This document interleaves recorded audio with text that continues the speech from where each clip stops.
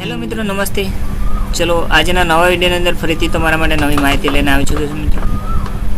તો મિત્રો આજે જોવાનું છે ભાઈ આઈ ખેડૂત પોર્ટલ પર જે નવી યોજના ચાલુ છે એની માહિતી તમને આપવા જોઈ રહ્યો છું મિત્રો. તો ભાઈ આઈ ખેડૂત પોર્ટલ પર કઈ કઈ યોજનાઓ ચાલુ છે તો તમને ખબર છે, પણ આજની યોજના છે હું તમને પાણીના બરની યોજના. મિત્રો આજે હું તમને પાણીના બર તમારે કરવું હોય ખેતીવાડી લગતી તો એની માહિતી લઈને આવે છું. શું પ્રોસેસ કરવાની તમારે, શું ડોક્યુમેન્ટ આપવાના તમારે જો તમારે પાણીના બર કરવું હોય તો એ વિડીયોની અંદર તમારે મિત્રો મારી ચેનલને લાઇક અને સબસ્ક્રાઈબ કરી દેજો, તાકી નવી નવી યોજનાની વિગતવાર માહિતી તમને મળતી રહેશે. મારો વિડીયો તમને જોઈ ગમ્યો હોય તો બીજા મિત્રોને બી ફોરવર્ડ કરો, તાકી તેમને બી એને લાભ મળે અને તે બી એને લાભ લઈ શકે મિત્રો. ચાલો મિત્રો, પાણીના બર એટલે ખેતીવાડીની યોજનાની અંદર તમારે પાણીનો બર કરવો છે, બરાબર મિત્રો.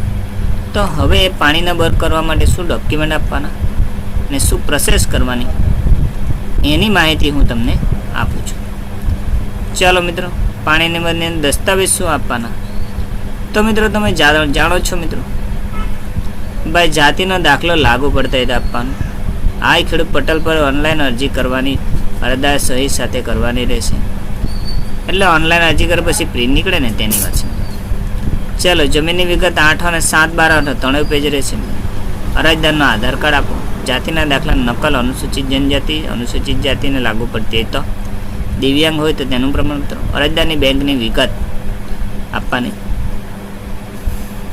સ્થળ, અક્ષાંશ, રેખાંશ, તારીખ અને સમય સાથે ફોટો આપવાનો. એટલે કે મિત્રો જે જગ્યા હોય તમે જ્યાં બર કરવા માંગતા તે ખેતરનો તમારે ત્યાં જઈને જે જીપીએસ કેમેરા હોય ને એની અંદર ફોટો પાડવાનો રહેશે મિત્રો, કે અહીંયા બર કરવાનો રહેશે ને અહીંયા તમારે લોકેશન આપવાનું, એનો અર્થ. ચલો, ખરીદીના અસલ બિલ, ખર્ચના બિલ, વાઉચરો, પીડીએફ ફાઇલ અપલોડ કરવાના રહેશે મિત્રો,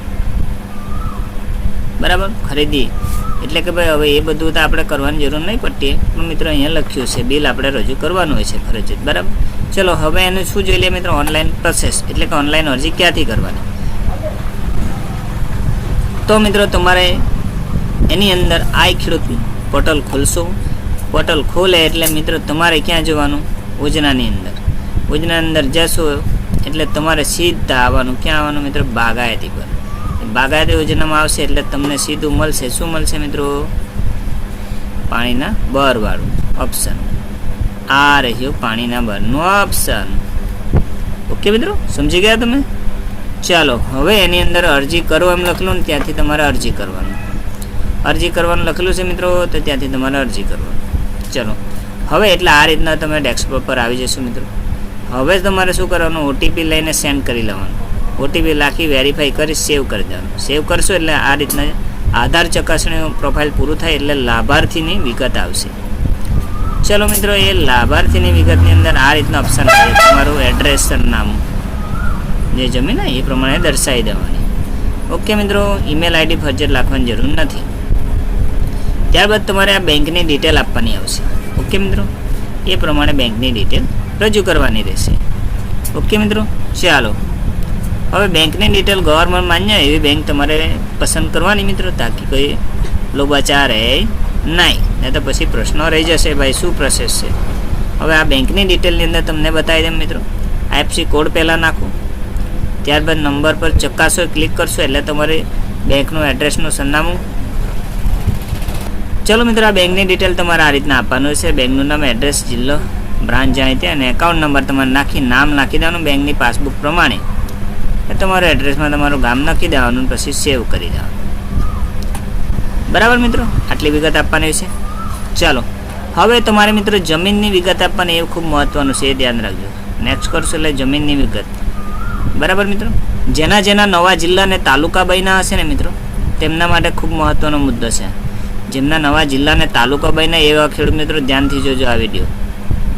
તમારે અહીંયા નવા તાલુકો પસંદ કરવાના આવશે, નવો જિલ્લો પસંદ કરવાના આવશે, કે તમારું ગામનું નામ. ત્યાં સુધી તમારી આ અરજી સેવ નહીં થશે મિત્રો. તો તમે શું કરશો મિત્રો, આવું થાય તો જૂના ગામનું નામ તે પણ તાલુકા અને જિલ્લો પ્રમાણે હશે ને મિત્રો, તો તમારી એ અરજી સબમિટ નહીં થશે, તમારે એરર આવશે. તો શું કરવાનું મિત્રો, એના પર પ્રોસેસ જમીનની વિગતની અંદર તો એની અંદર તમારે મિત્રો આ રીતના તમે સેવ કરશો એટલે ઉપર એરર આવી જશે. પણ હવે શું કરવાનું, અહીંયા એડનો ઓપ્શન છે પ્લસ કરીને. ક્યાં છે મિત્રો? આવ્યું, એની અંદર જોવાનું રહેશે મિત્રો. એડ પર જુઓ એટલે મિત્રો તમારે અહીંયા કેવા પ્રકારના ખાતેદાર છો મિત્રો, તમે જમીન રેકોર્ડ ધરાવો છો તો યસ કરવાનું. જમીનનું નામ લખવાની જરૂર નથી અહીંયા મિત્રો. જેટલા લાલ કલરની સ્ટાર પાડેલા છે એટલું આપણે આ ખાના બોક્સ ભરવાના રહેશે. ચાલો, તમારો જે જિલ્લો લાગુ પડતો હોય એ બધા જિલ્લા કોઈ બી એક પસંદ કરી લેવાના અહીંયા મિત્રો. ત્યારબાદ તમે પસંદ કરશો એટલે તમારે અહીંયા તાલુકા આવશે મિત્રો બાજુમાં, એમાં પસંદ કરો. જે પછી ગામનું નામ આવશે તે અહીંયા પસંદ કરો. ત્યાર પછી મિત્રો અહીંયા તમારે ખાતા નંબર નાખવાનો હોય છે જમીનનો, તે અહીંયા નાખવાનો હોય છે. ત્યારબાદ અહીંયા બાજુમાં ખાતેદારનું નામ આવશે તે તમારે સિલેક્ટ કરવાનું. પછી ત્યારબાદ તમારે સ્કેનર હોય તો મિત્રો 7/12ની નકલ અહીંયા અપલોડ કરો. ત્યારબાદ તમારે 8 આની નકલ અહીંયા અપલોડ કરો, પછી સેવ કરવાનું. આ સેવ થઈ જશે મિત્રો આ બધી પદ્ધતિ. ત્યારબાદ તમારે શું કરવાનું, એટલે અહીંયા ડેસ્કબોર્ડ પર તમને બતાવે છે ભાઈ તમારી જમીનની વિગત, નવા તાલુકો બને તો નવી વિગત અહીંયા આવી જશે. ત્યારબાદ શું કરવાનું મિત્રો, આટલી પ્રોસેસ પૈતી. ઓકે મિત્રો, ત્યારબાદ શું કરવાનું રહેશે?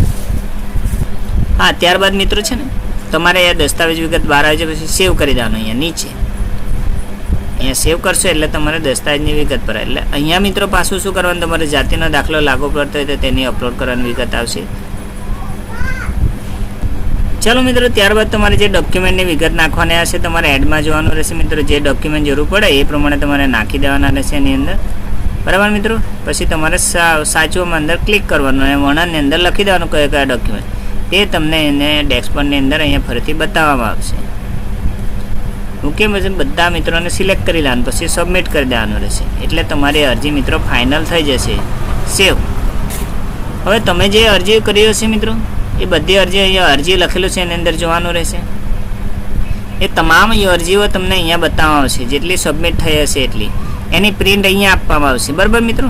એ તમારે સમય યાદીને કાઢી લેવાની રહેશે અને તમારે જે ખાતા લાગતા હોય પશુપાલન, બાગાયતી, ખેતીવાડી એ બધા અધિકારીને ડોક્યુમેન્ટ જમા કરાવવાના છે.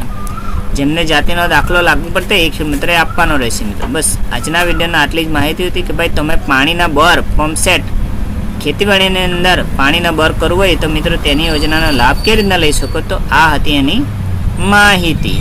ઓકે મિત્રો, તો આજના વિડીયોની અંદર આટલી જ માહિતી આપી છે મિત્રો. નેક્સ્ટ વિડીયોની અંદર નવી માહિતી લઈને આવીશ. ત્યાં સુધી મારા વિડીયો જોતા રહેજો. થેન્ક યુ, આભાર ખેડૂત મિત્રો તમારો વિડીયો જોવા માટે.